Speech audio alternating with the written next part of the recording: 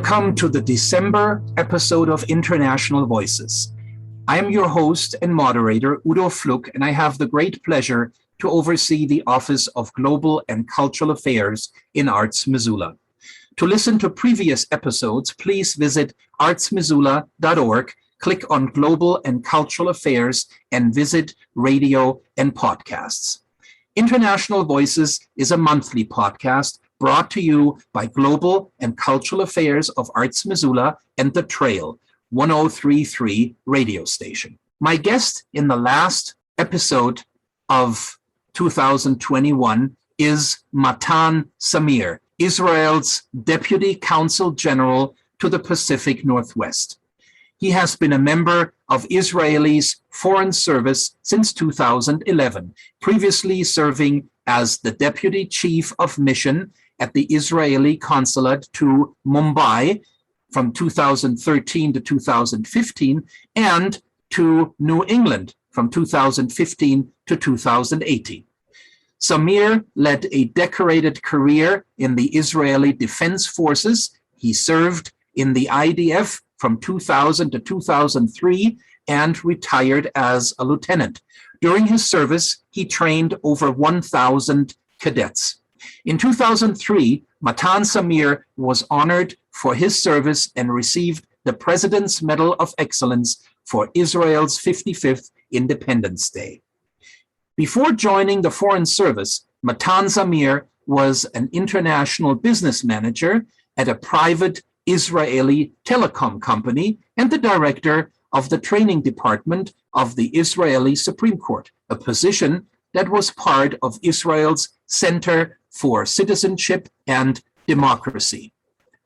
Matan Zamir grew up in Jerusalem, where his family has lived for 9 generations. He is an attorney. He received his LLB from the Hebrew University in Jerusalem in 2008. And like any passionate Israeli, Matan enjoys his basketball, and upon moving to San Francisco, he became a proud Golden State fan.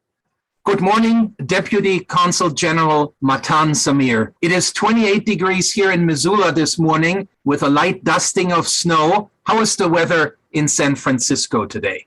So, in Israel, we do centigrade. So it's 28 centigrade. No, I'm kidding. It's a little chilly here in San Francisco. But clear skies, beautiful day.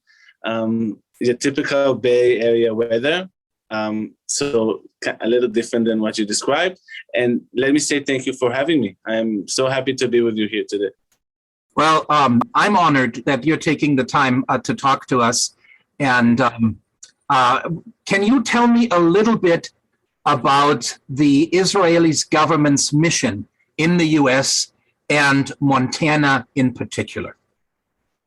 Yes. So Israel has 8 consulates around the United States, San Francisco being one of 8, plus we have our embassy in Washington, D.C., and we work to promote the already very special relationship between the United States and Israel in many areas, from our diplomatic government-to-government ties that is mostly based on our shared values between the United States and Israel, to promote business, cultural exchange, and I think a lot of those and community relations, people to people, that is also very important. A lot of that also is relevant to Montana, both on the cultural, having Israelis exposed to the rich culture that Montana has.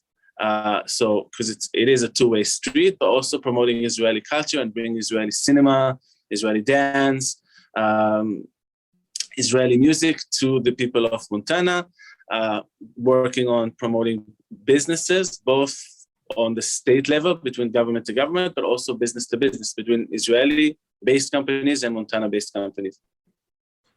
Thank you.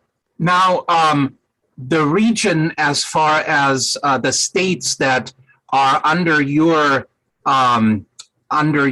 view, so to say, is the entire coast all the way up to Washington and then over to Montana. Is that correct?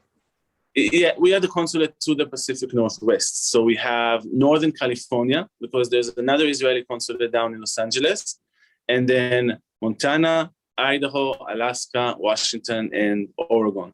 Ah, So that's kind of like the Pacific Northwest. That's the area we cover. okay. In last month's podcast, I talked about the United Nations Climate Conference in Glasgow. The COP26 just concluded, and Israeli scientists, entrepreneurs, activists, educators, and artists are working on this critical global issue. Can you tell us some specific examples of advances Israel has made in renewable energy and energy conservation? Yes, so even though Israel is a small country, the population of Israel is a little over 9 million people, 9.2 million people, and a young country compared to the United States and other countries in Europe and around the world. Israel is only 73 years old and very small. Israel is the size of New Jersey. We still think that we have the responsibility and we have the capacity. Israel is known as the startup nation. So we have the abilities, we have the innovative spirit to make a change in the world. So both in terms of what the government is doing in Israel, just a small example, the Israel Foreign Ministry, the ministry that I work for, just decided to be the greenest ministry in Israel. There's a really nice competition between the different ministries in Israel. And now, I invite everybody to visit Jerusalem and go and see the foreign ministry. You see solar panels all over the roof of the Israeli foreign ministry that just happened recently. But government aside, and I think the private sector in Israel, the innovative, Israel is number one in the world in startup companies. For example, those startup companies, the business sector is doing amazing work in terms of green energy, recycling, water innovation, climate innovation, solar panel. The list goes on and on. I can give examples, but I think Israel has our impact is much larger than our size. Thank you. I've known of some of this, and particularly I read an article about seawater desalinization, and I wanted to ask you about that specifically. And as you just said, while Israel's carbon footprint is small, the country is a world leader in seawater desalinization. Can you tell us why this is so important, not only for Israel's agriculture, but also for the surrounding countries in the region? Right. Thank you for that question.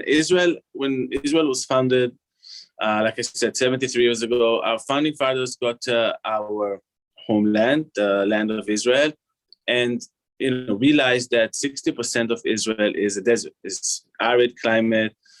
It was very challenging Israel's actually our first national project was what we call the national carrier, to bring water from the north, where we have the Sea of Galilee and all these famous historic Mount Carmel, and the Galilee to the south, the 60% that is desert. So very, very quickly, our founding fathers realized that water is an issue, and it's scarce all over the Middle East, but especially in Israel.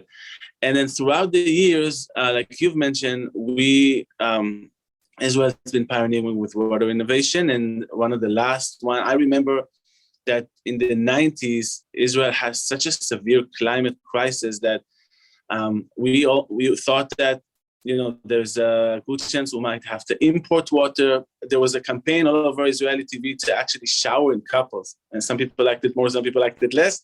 But the situation I remember as a kid was very bad, and that was the time where the Israeli government decided, no, we're going to use the amazing resource, the Mediterranean, the fact that we can treat seawater, and built 5 desalinization plants, both one in the Red Sea, our most southern point, but 4 across the Mediterranean, to the point that today, over 90% of the water that's being used at homes in Israel is seawater and treated seawater, and 100% of the water that goes to industrial and not agriculture. Agriculture is treated recycled water, but to industry is desalinization, is water that's seawater, and it's not only now being used by Israel.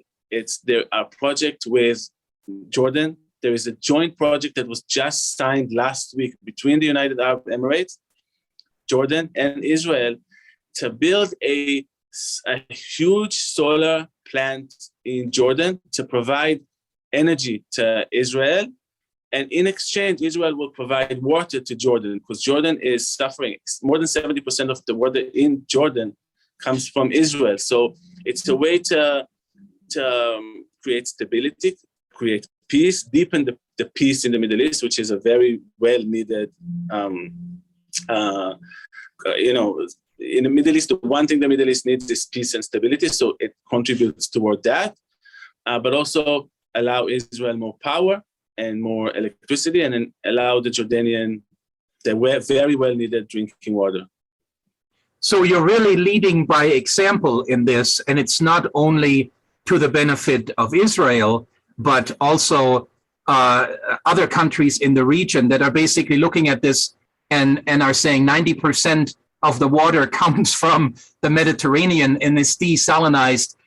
This is the way to go, which... Absolutely. And just one more thing, the water that are used in Israel for agriculture, 90% of the water that we use for agriculture, Israel is also known as very innovative in the area of agriculture, is the recycled water. So Israel recycles more than 85% of our water, sewage water. There's a huge plant by Tel Aviv, by the coast with the Mediterranean. Right. And the second country after Israel, like I said, Israel is more than 85%, is I think Spain with 30%. So in a lot of countries, hardly treat hardly recycle any water at all. So both in the area of desalinization, but also in the area of using recycled water, Israel, again, it's both a matter of the necessity because we need those water, but also an innovative way to look at a problem and then solve it. Sure. Now, I read that Israel is aiming for zero emissions by 2050, which is, in a way, just around the corner. Can you tell us what others can learn from this ambitious plan?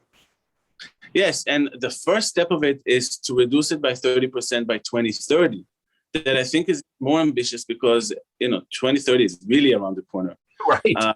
Take it gradually, to invest in those renewable energies, and not to do it alone. Just like I said, the project that I've mentioned with Jordan and the United Arab Emirates is part of the Abraham Accords. That I'm not sure everybody's familiar with it, but Abraham Accord is an agreement that Israel signed last year at the White House with United Arab Emirates, Bahrain, Sudan, and later joined Morocco. And of course, the United States was helped putting everything together to create a Middle Eastern alliance, peace. Israel hasn't had a peace agreement since 1996. So after 26 years, to bring a spirit of hope and peace to the people in the Middle East, and through that, benefit the people of the countries that I've mentioned in multiple areas, and one of them is energy. So by joining forces together in the Middle East, you can have a project like the one that was just signed last week, where the country that can help with energy, so trying to bridge between the needs and the know-hows throughout the region in a very, very positive way. So those renewable energy, sun, there's plenty of sun in the Middle East. Those of you who have been to Israel and around knows, creating more of those opportunities is the way to go. Those are the steps towards achieving the goal that you've mentioned of zero emissions by 2050. Right. What I think is so neat about this, and and having watched some of the climate conference in Glasgow, is that it's not an effort by one country, and it's not an effort by a few that will make a difference. It's an effort that needs to be widespread, and everybody needs to evaluate what they're doing and how they're doing it, and how they can reduce emissions. And so, hearing about that, how there has been a regional agreement that, like you said, probably most people don't know about, but that this is sort of a step in the right direction to say these things happen all over the world, and they also happen in our region, and we're driving this, and we're making sure that we are gearing up for 2030, which, 8 years from now, that's going to be the first milestone, and then zero emission by 2050. That's really an impressive model to get to that goal. Right, and I have to say that a really good example of that is in the area of solar energy and solar power. Israel, those of you who've been to Israel, and if you visit Israel, you see that most homes, buildings, or private houses have solar panels on their roofs to heat the shower waters, or drinking water. And sure. And that started from the 70s. The technology of having those solar panels on roofs of houses was actually invented in Israel. And from decades ago, the government in Israel, but also the people in Israel, realized that there's plenty of sun around. It saves a lot of money, but also saves a lot of pollution, and it helps the planet. If using that amazing resource, you see, all around us, you can actually make a difference. So that's something that was ingrained very deep in the Israeli mindset. So, and if you go to the desert, to the Negev, which is, like I said, the southern part of Israel, you see many companies, government projects, universities investing in research of those solar panels, solar energy. A lot of those innovation comes from that part of Israel, and then later you see it all over the world. So we started decades ago with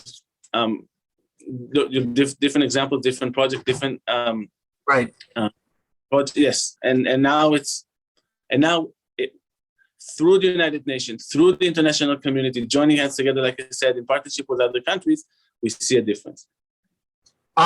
In my preparations for this conversation with you, I came across some information that I was amazed by, not realizing that a lot of the tech innovations that we have today and that we take for granted actually originated in Israel, and Israeli scientists developed these things and are at the root of it, even though it might have been, like you just said, with solar panels in the 70s.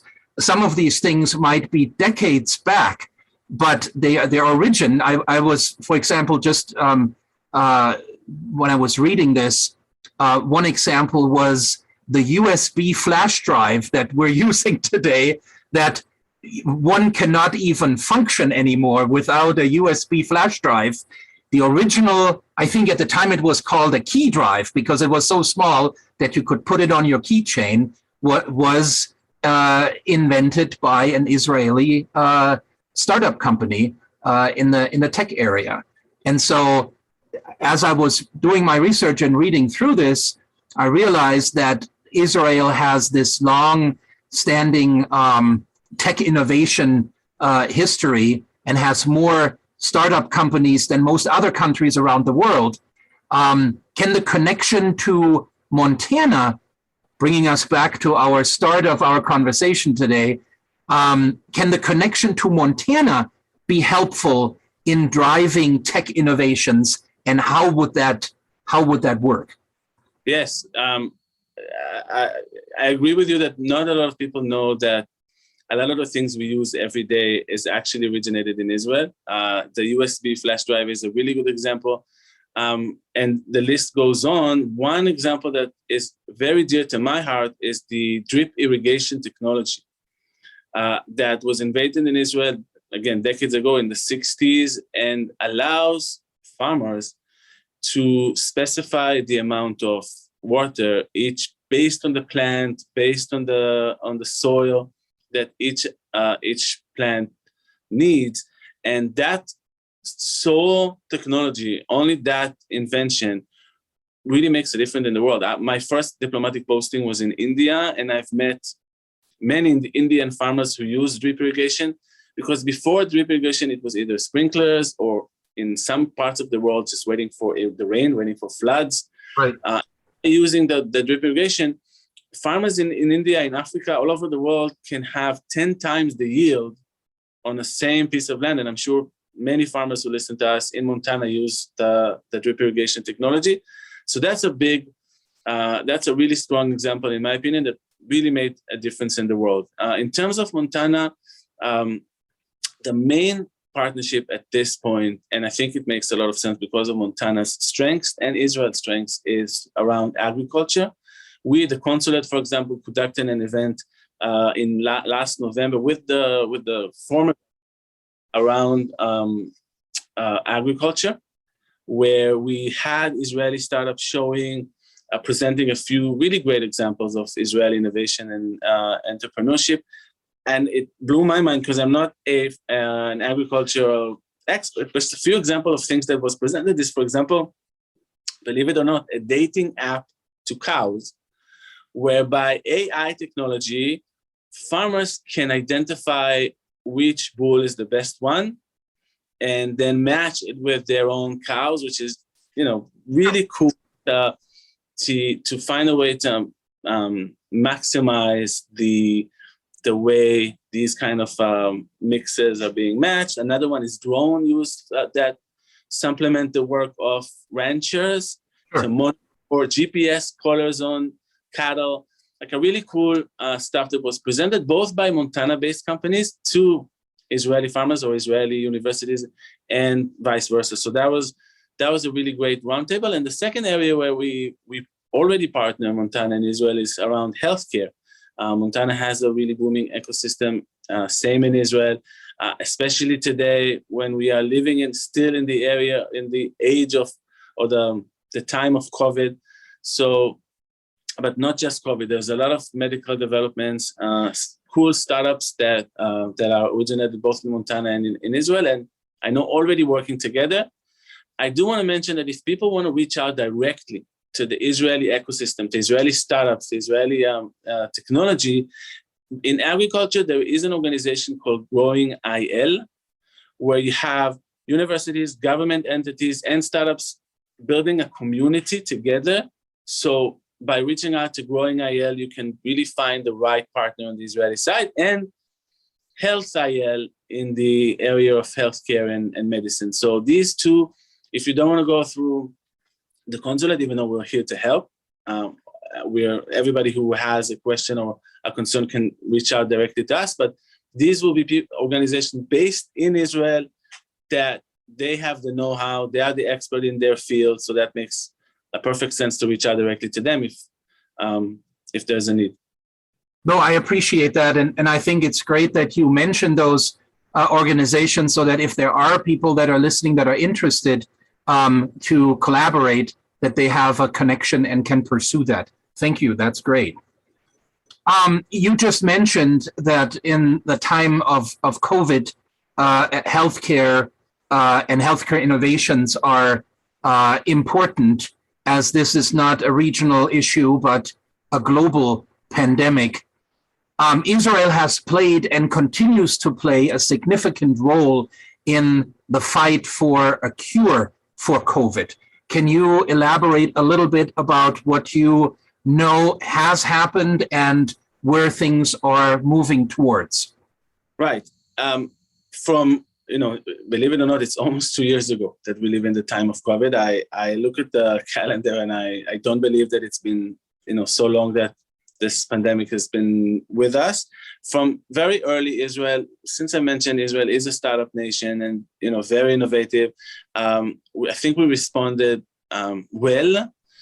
Of course, with the ups and downs, with waves like everywhere else in the world, and started developing our own version of the vaccine. And Israel is developing a version of a cure to COVID. I cannot say I know that the research is ongoing, but what the world can actually learn from Israel is the way the existing vaccines, especially in Israel, it's mostly Pfizer, has been affecting the population. I know in the US it's a controversial issue, and I'm not jumping into that pool. I'm just, the only thing that I'll say is that since Israel is a small country, and we have a public healthcare system that's very much within the community, the information, the data that comes out of Israel is very significant to, for example, the FDA to use later and make decisions based on. Because in Israel, out of 9.4 million people, 9.2 million people, 4 million already got the booster.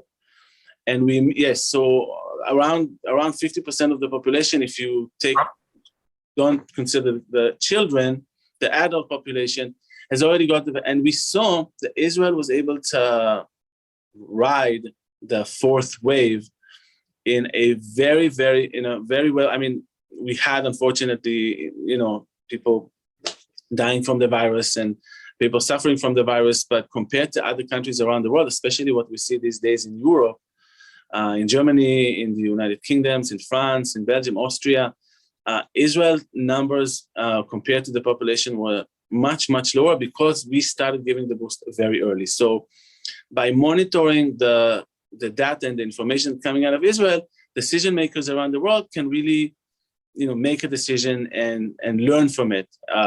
I wouldn't say we are the laboratory of the world because it doesn't sound well, but it's not very far from that.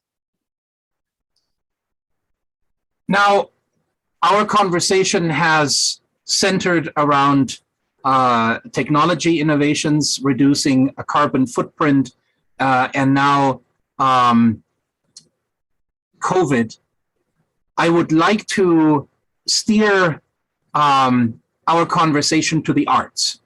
And this idea of art influences society by changing opinions and instilling values and translating experiences across space and time.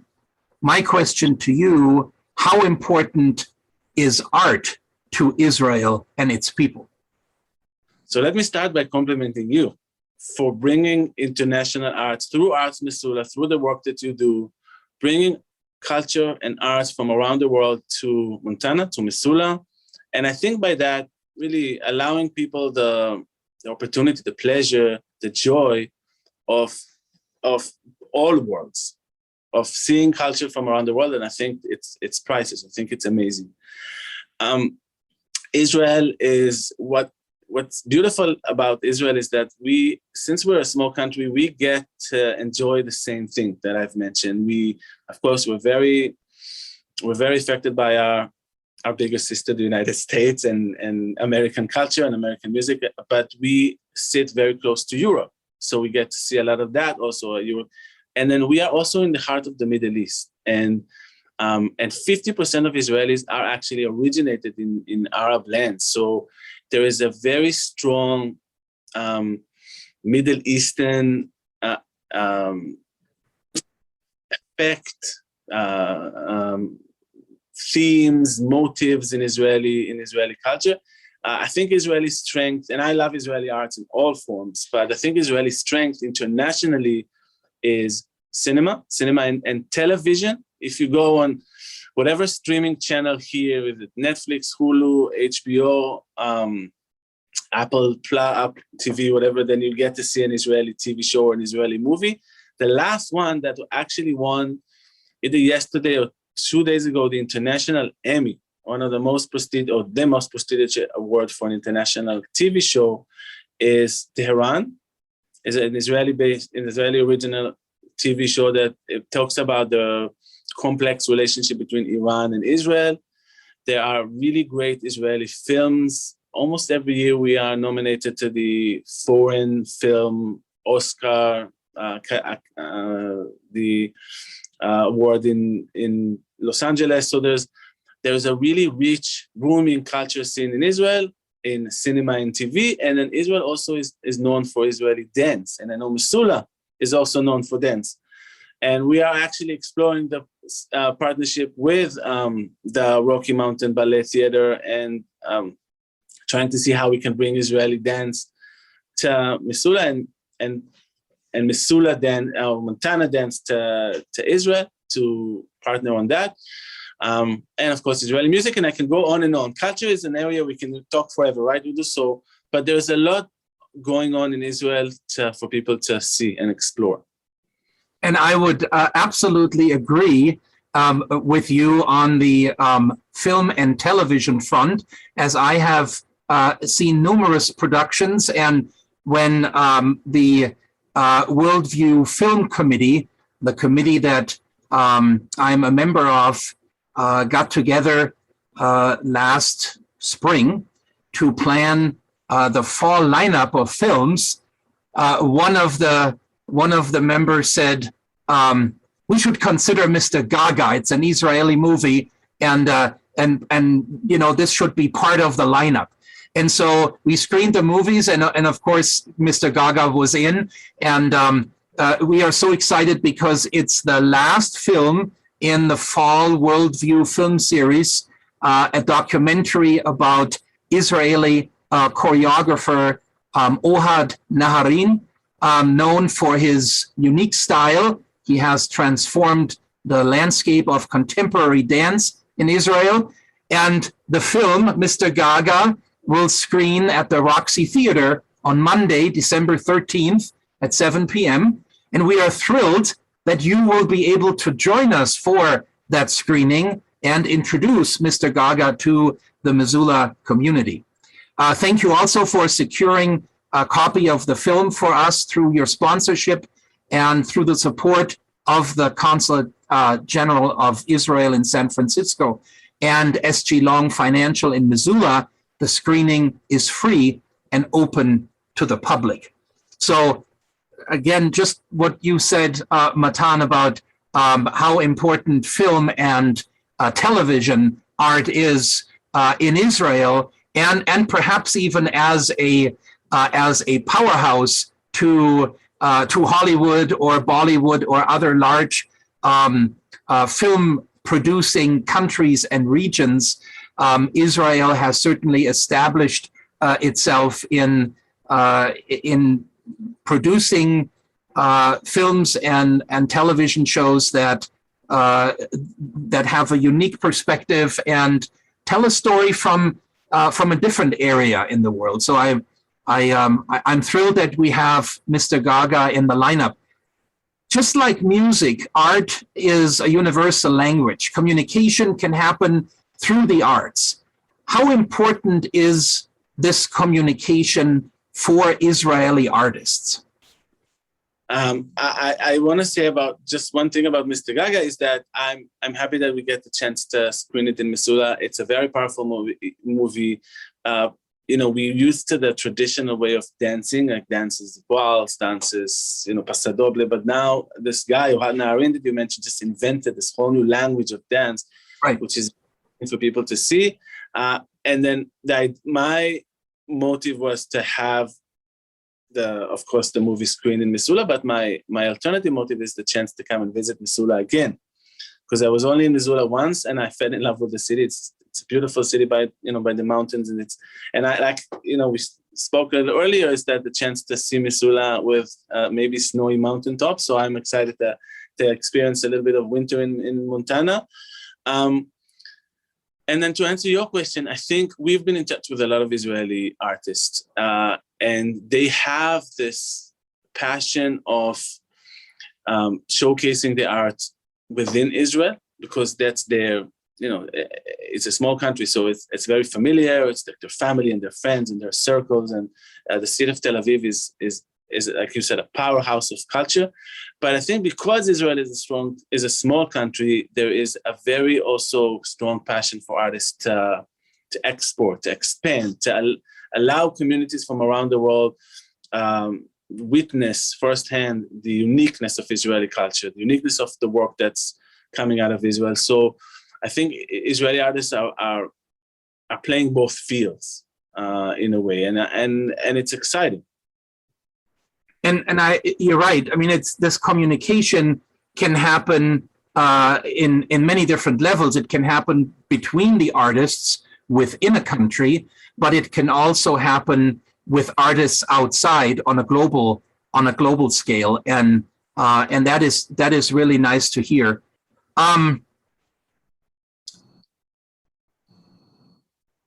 We're coming to the end of my questions and our last podcast for 2021.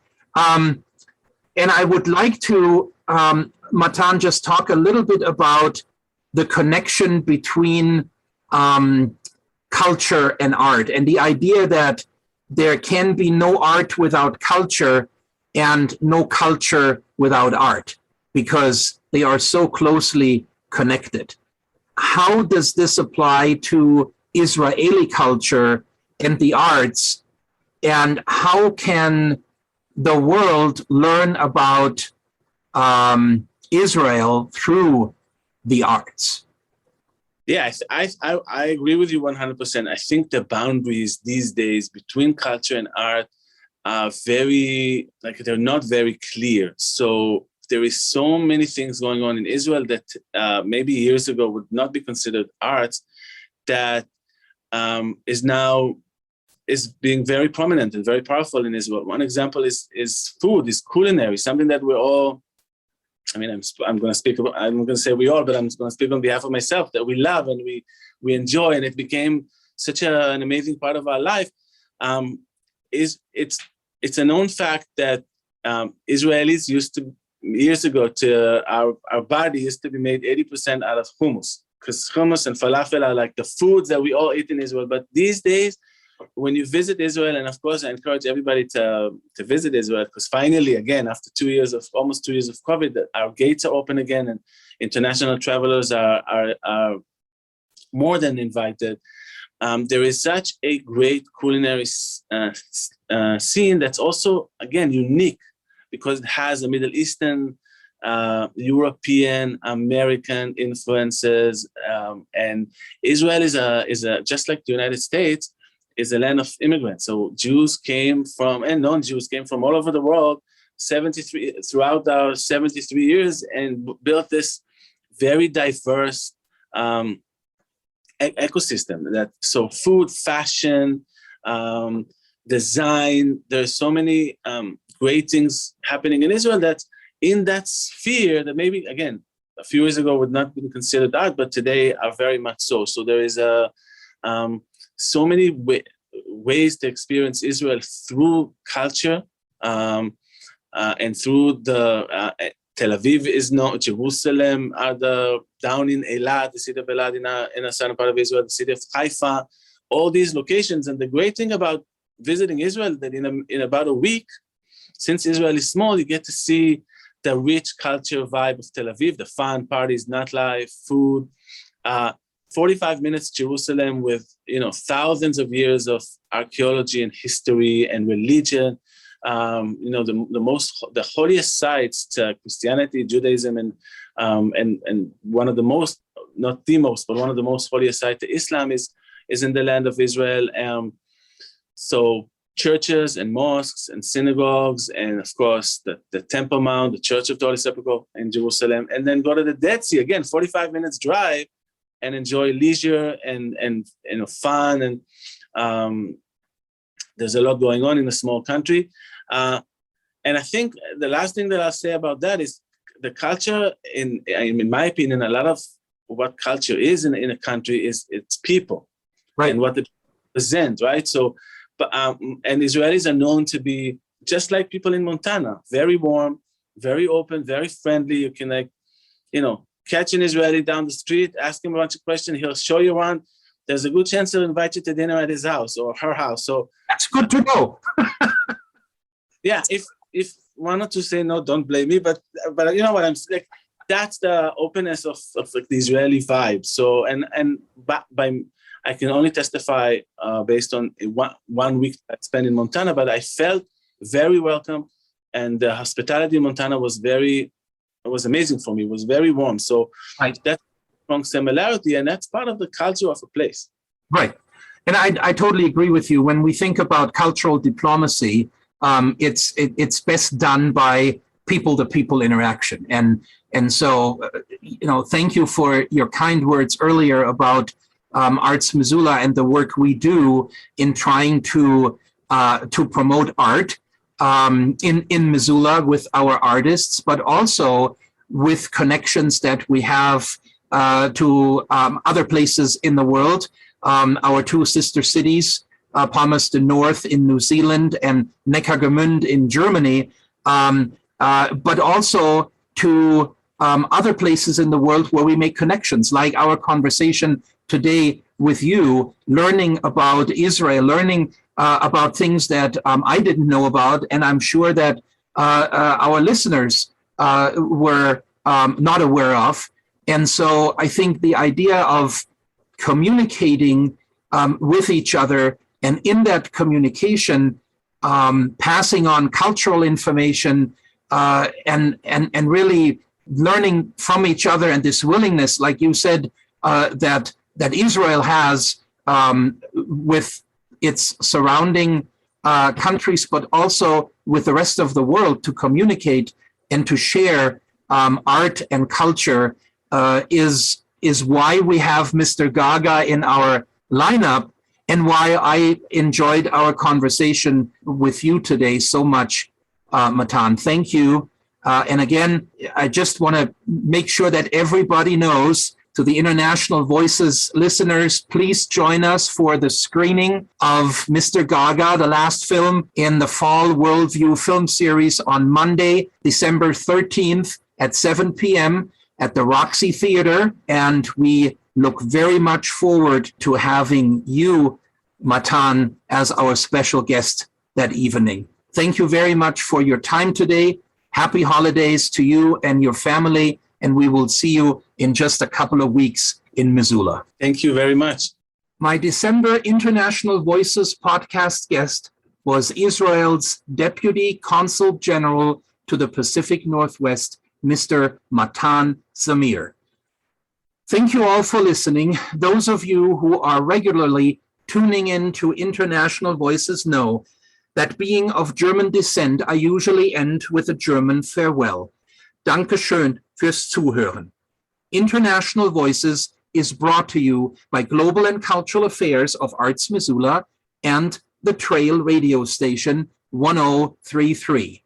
This and previous International Voices podcasts can be found at artsmissoula.org and the Trail 1033.com. If your interests are in global and intercultural education, programming, cultural and global competence, and international affairs, we hope you join us again next year when the first episode of International Voices in January of 2022 will be published.